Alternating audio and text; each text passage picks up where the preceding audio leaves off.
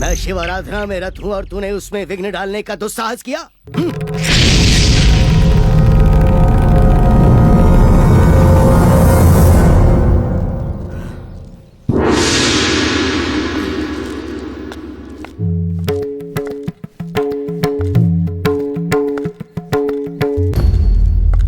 भवति भिक्षाम देहि।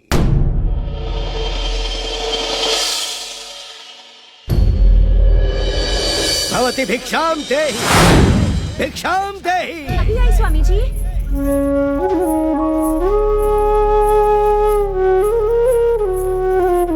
स्वीकार कीजिए स्वामी जी। ये कैसा निर्लक्ष्य स्वभाव है तेरा? ऋषि मुनियों की अपेक्षा करना और अपने गृहिणी धर्म को भूलकर भिक्षा के लिए तेरे द्वार आए साधु को प्रतीक्षा करवाना, ये दुस्साहस असहनीय है। घर के सारे कार्य करना भी तो गृहिणी कार्य का ही धर्म है ना स्वामी। जरा सी देर हो गई, क्षमा कीजिए। मुझसे उल्टी सीधी बातें मत कर, ये धर्म के विरुद्ध है। तेरा ये कर्म पूरी तरह से अधर्म है, तुझे शिक्षा मिलनी ही चाहिए।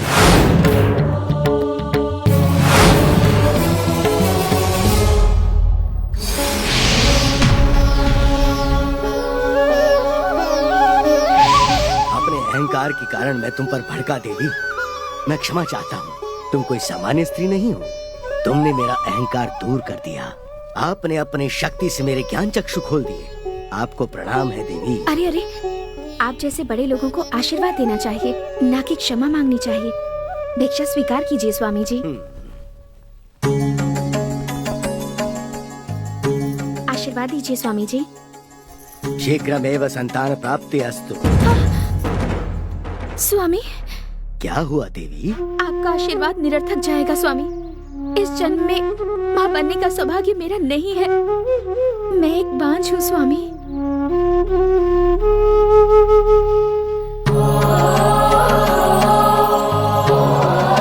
ऐसा कुछ नहीं होगा देवी।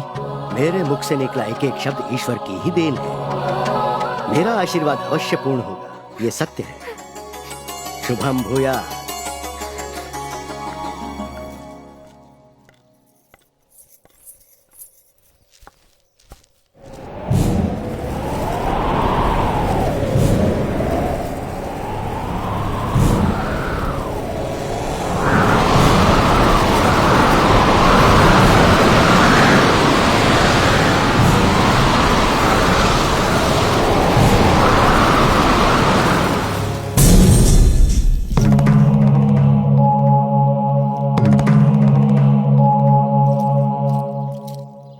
भगवान शंकर के योगेंद्र को प्रणाम करता हूँ। आप कौन हैं? विधाता जो कुछ भी लिखता है उसका पूर्ण निर्वहन करके मानव जीवन को सामान्य गति प्रदान करने वाला काल पुरुष हूँ मैं। तो आप काल पुरुष हैं। ऐसा क्या हो गया जो आपको मुझसे मिलने आना पड़ा? आज आपके कारण मेरे कर्तव्य निर्वहन को समाप्त करने वाला संकट उत्पन्न हुआ है। मेरे कारण? वो कैसे? एक बांझ स्त्री को संतान प्राप्ति का आशीर्वाद देकर आपने विधाता के विधान का उल्लंघन किया है। ओह, तो आप मुझसे उस स्त्री के बारे में बात कर रहे जी हैं? हाँ, उस स्त्री को संतान न होने का प्रावधान है। आपका आशीर्वाद उसके विरुद्ध जा रहा है योगेंद्र। ये संभव संकल्प से हो या फिर असंकल्प से, उस परमेश्वर ने मेरे मुख से उस स्त्री को आशीर्वाद दिलवाया है। वो व्यर्थ नहीं जाएगा। योगेंद्र, आप विधि के विपरीत जा रहे हैं। विपरीत कुछ नहीं है। हमारी तपस्या की परीक्षा मत लो देव। ये आपका अहंकार है जो ऐसी बातें कर रहा है। ये अहंकार नहीं है, ये आत्मविश्वास है। ईश्वर हमारे अंदर ही निहित है, इसलिए हम जो कहते हैं वो होगा। मैं ऐसा नहीं होने दूंगा। आप बहुत आतुर हो रहे हैं देव, और मुझसे उल्टा सीधा बोल रहे हैं। कर्तव्य निर्वहन में साक्षात विधाता का सामना करने से भी नहीं डरता हूँ मैं। आपके आशीर्वाद को पूर्ण नहीं होने दूंगा। तुम मुझे रोक नहीं पाओगे। मैं जो ना कर सकूं ऐसा कुछ भी नहीं है। उस पार्वती के गर्भ में किसी भी आत्मा को प्रवेश नहीं करने दूंगा। मुझे रोकने की शक्ति किसी भी पुनर्जन्म लेने वाले के पास नहीं है योगेंद्र। ओहो, तो ये है तुम्हारा साहस। सुनो अज्ञानी, तुम सामान्य आत्मा का विरोध कर सकते हो, परंतु मेरी तपस्या और मेरे योग का नहीं। मैं अपने योग, तपस्या और बल से पार्वती नाम की उस स्त्री के गर्भ को ठहरा दूंगा। यदि तुम में उसे रोकने की शक्ति है तो प्रयत्न करो।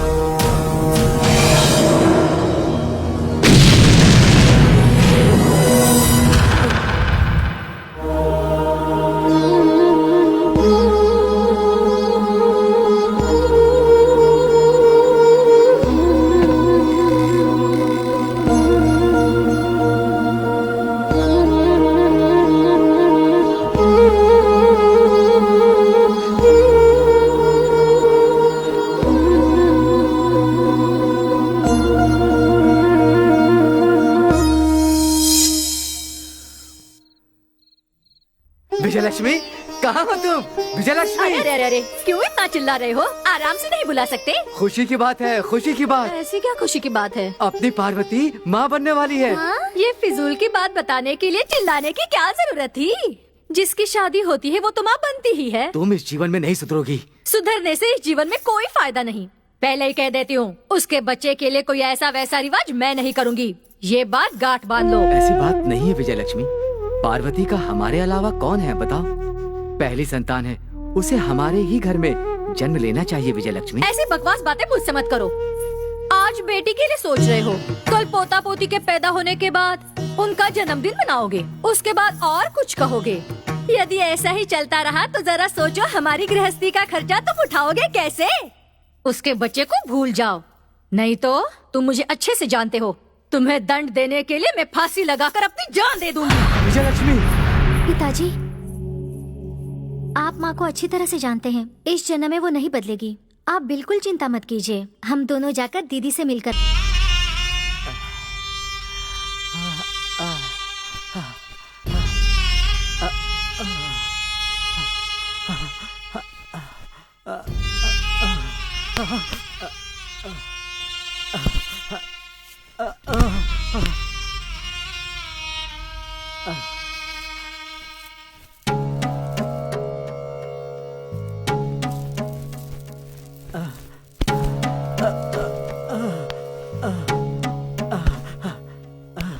महानुभाव, आप कौन हैं? आपकी ये हालत कैसे हो गई? भूख से मर रहा हूँ। आ जाइए, आइए। पार्वती, हाँ, पार्वती, आ रही हूँ स्वामी। आइए। ये हमारे अतिथि हैं, शीघ्र भोजन तैयार करो। हाँ ठीक है। बेटी, आप मुझे अतिथि मान रही हो, परंतु उसे स्वीकार करना मेरे भाग्य में नहीं है बेटी। ऐसा क्यों कह रहे हैं? आहार स्वीकार नहीं कर सकता हूँ, श्राप ग्रसित हूँ। श्राप ग्रसित हैं?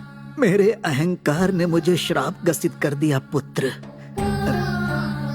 मैं जब भी भोजन करने जाता हूँ वो मिट्टी में बदल जाता है पुत्र। आपके कथन पर मुझे आश्चर्य हो रहा है।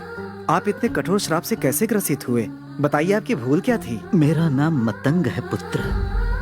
अपने अहंकार में स्वयं को भूलकर, अपने परिवार को भूलकर मैं इधर उधर घूमते हुए सबको सताया करता था।